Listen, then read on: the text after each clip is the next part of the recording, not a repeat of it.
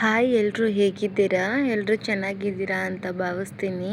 ಓಜಸ್ ಇವತ್ತು ಸ್ಕೂಲ್ಗೆ ರೆಡಿ ಆಗೋ ವಿಡಿಯೋನ ಮಾಡ್ತಾ ಇದ್ದೀನಿ. ಅವ್ನು ಮಾಡ್ತಾವನೆ ಅನ್ಕೊಂಡ್ರ. ಹ್ಞೂ ಗ್ರಹಗತಿ ಸಂದಾಕಿಲ್ವಂತೆ.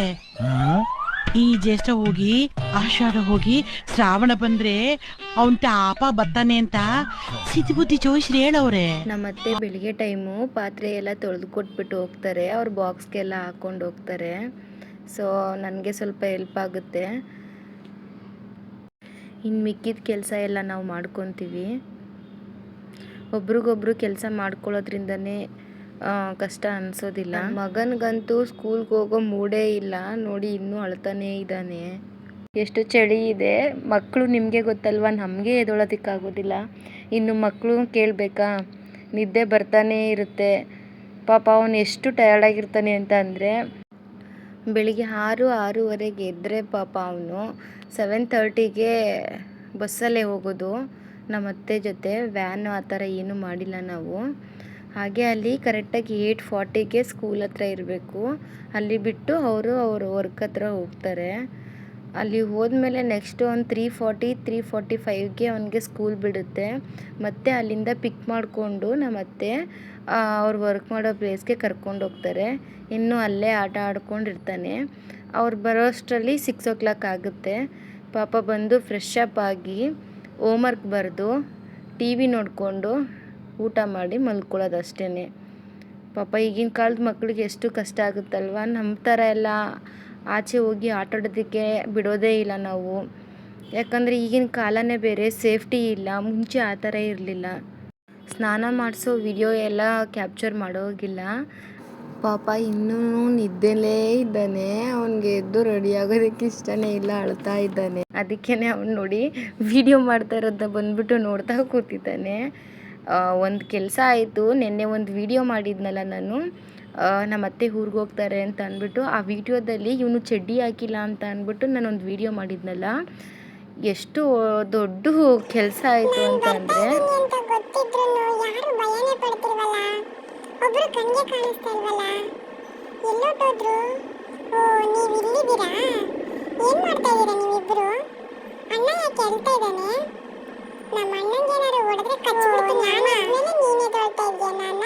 ಏನೋ ವಿಷಯ ಹೇಳಬೇಕು ಅಂತ ಅಂದ್ಕೊಂಡೆ ಅಲ್ವಾ.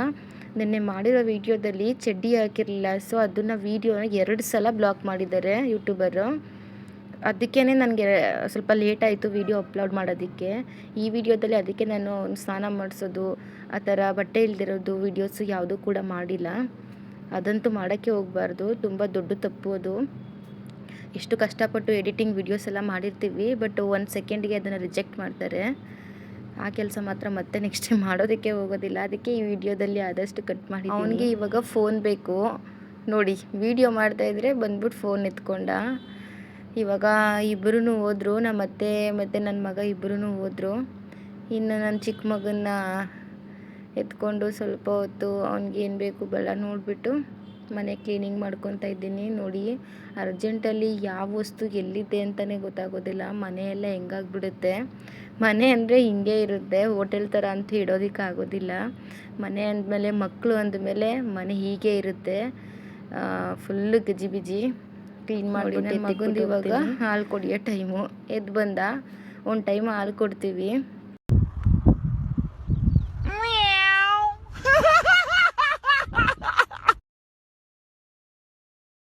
ಅವ್ನ ಪಾಡ್ಗವ್ನು ಕುಡಿತಾ ಇದ್ದಾನೆ.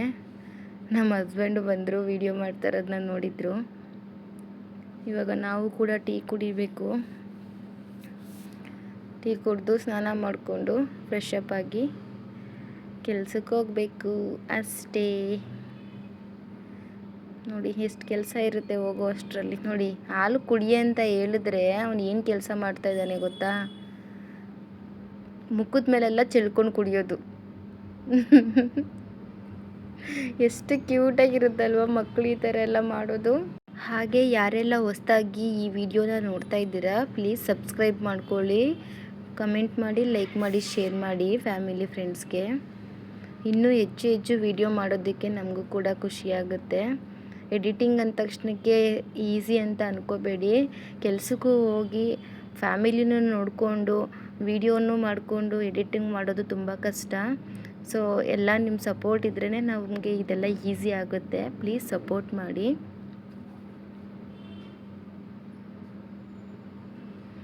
ನೋಡಿ ಅವನು ಹಾಲು ಕುಡಿತಾ ಇದ್ದಾನೆ, ನಾವು ಟೀ ಕುಡಿತಾ ಇದ್ದೀವಿ. ಎಷ್ಟು ಚೆನ್ನಾಗಿದೆ ಅಲ್ವಾ?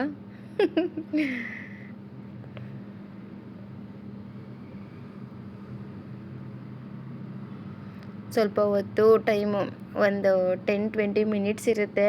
ಅಷ್ಟರಲ್ಲಿ ಪಾಪುಗೆ ಆಟ ಆಡಿಸ್ಬೇಕು.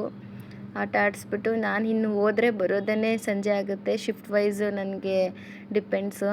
ಇವಾಗ ಫಸ್ಟ್ ಶಿಫ್ಟ್ ಇದ್ದರೆ ನಾನು 7:30 8:30 ಆಗುತ್ತೆ ಮನೆಗೆ ಬರೋದಕ್ಕೆ. ಅಲ್ಲಿವರೆಗೂ ಅವನ್ನ ನೋಡೋದಕ್ಕಾಗೋದಿಲ್ಲ, ಆಟ ಆಡ್ಸೋಕ್ಕಾಗೋದಿಲ್ಲ. ಆದಷ್ಟು ಟೈಮ್ ಇದ್ದಾಗ ಅವನ ಜೊತೆಗೆ ಆಟ ಆಡ್ತೀನಿ.